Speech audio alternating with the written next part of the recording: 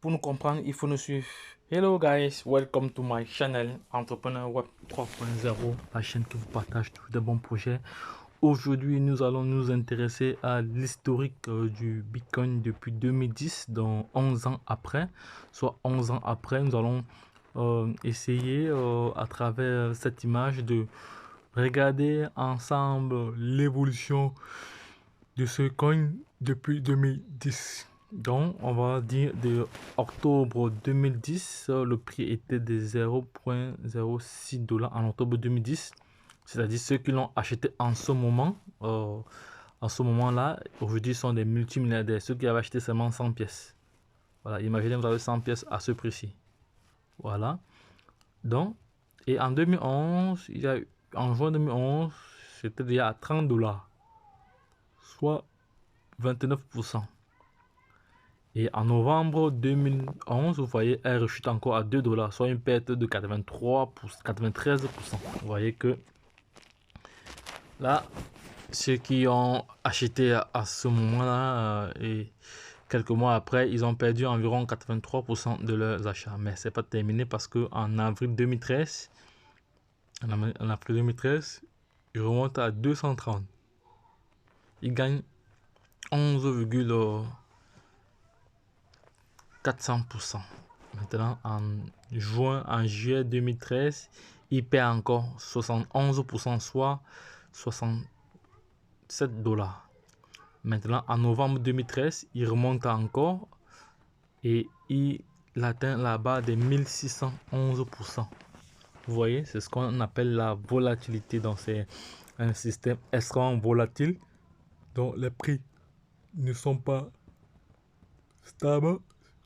Par contre, il y a ce qu'on appelle les stablecoins, donc qui ont une valeur fixe, quel qu'en soit le cas. La valeur, même si elle varie, c'est très faible, la variation est très très faible. Donc, ce qui fait que ce coin-là est toujours stable, comme son nom l'indique, stablecoin. Maintenant, en 2015, il y a encore une perte de 85%, donc soit 180 $ restants de la valeur du Bitcoin en cette année, en 2015.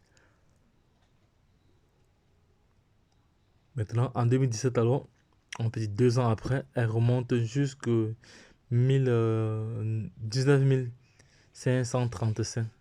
Elle gagne environ 10 000%. Voilà, elle a fait du fois 10 000%. Voilà. Maintenant, en 2018, elle chute encore de 82%. Voilà. Et en octobre 2019, elle remonte encore jusqu'à 9 150.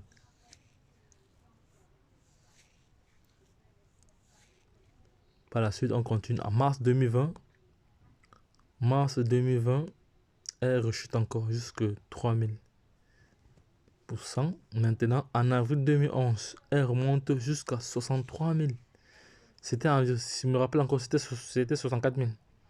Là, il faut dire la vérité. Donc, elle a fait plus de 1600%. Voilà. Et maintenant, en juillet 2021, tout récemment, là, elle rechute encore à 29 000. Elle perd encore 54%. Donc, ce qu'il faut dire alors ici, en résumé, est que restons focus. La chute du coup d'une crypto-monnaie ne signifie pas qu'elle est mauvaise ou bien du scam.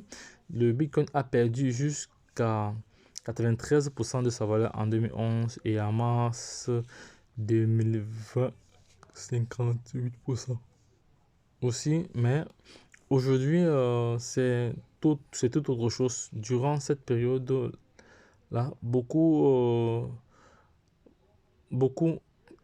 qui ont douté ont vendu les pièces. Ceux qui étaient vraiment dans le doute ont vendu les pièces. Et aujourd'hui, ces personnes regrettent pourquoi elles avaient vendu toutes les pièces. Parce qu'au moment où le Bitcoin était à 30 $, vous avez vendu toutes vos pièces au lieu de faire du staking, au lieu de faire du holding. Donc, aujourd'hui, vous en allez regretter. Ceux qui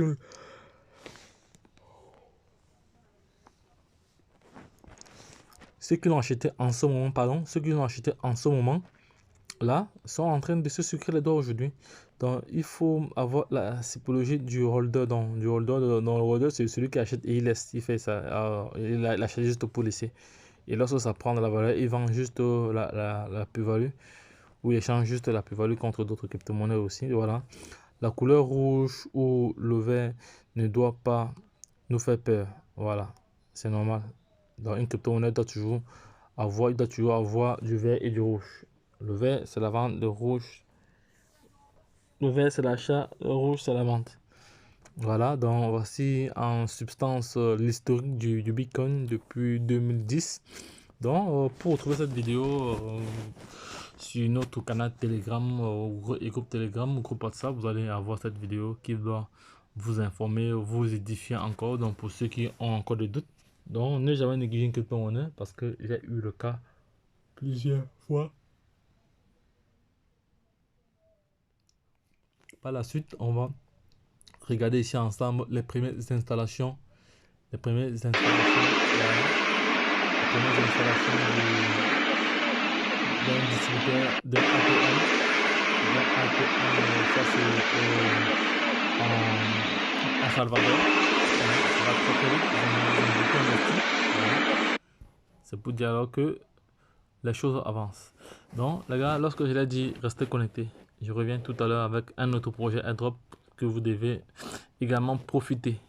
Sachez que cette chaîne vise à vous éduquer, à vous former, à vous coacher, à vous partager des projets émergents, à vous partager de bons plans, car nous sommes convaincus qu'avec la crypto-monnaie, si vous faites ce qu'il y a lieu de faire, vous êtes dans les conditions normales, température de pression, vous pouvez être libre financièrement. Mais cependant, nous ne sommes pas des conseillers financiers, nous sommes juste des investisseurs qui partageons notre expérience, qui partageons des projets. Libre à tout un chacun de passer à l'action. Lorsque je l'ai dit, la suite au prochain numéro. Bye bye.